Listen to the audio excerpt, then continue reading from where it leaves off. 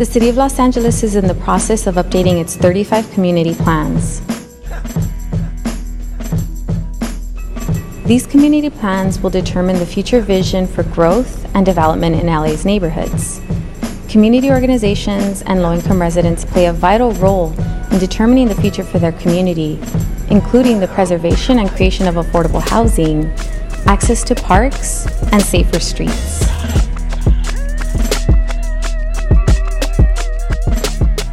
One of the central stories of Los Angeles development after World War II is a story about suburbanization and white flight. And that's a story that was produced by a collaboration between developers, business elites, and the city in order to create spaces that were exclusive to affluent whites.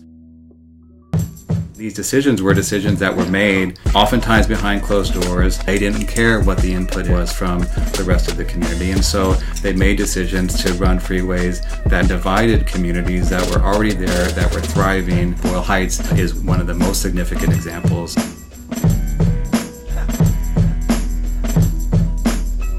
Redlining was a really critical process in creating segregation in Los Angeles. Banks, in collusion with government officials, literally drew lines around communities. What the banks did was essentially identify communities where there were African American families that were already living there, and they literally said, we aren't going to provide loans to those communities because we view those communities as too high of a lending risk. The biggest symbol of the role that city planning has played in creating inequality in Los Angeles is Chavez Ravine and Dodger Stadium. Chavez Ravine was a community that was thriving, diverse, mixed income, that was literally eliminated and paved over in order to make room for a baseball stadium. It was a decision that was made by developers, business interests, and the city in order to create a business opportunity that would really catered to elite interests.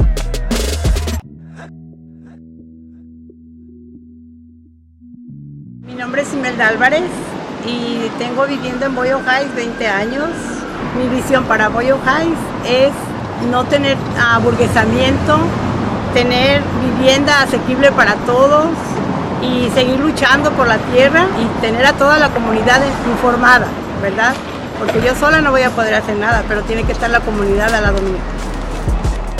The Alliance for Community Transit Los Angeles is committed to a community planning process that is inclusive, diverse, and where all community members have a voice in decision-making. Equitable community development requires strong community leadership to shape good community plans. Working-class Angelenos of color need to be involved in making the communities that we want.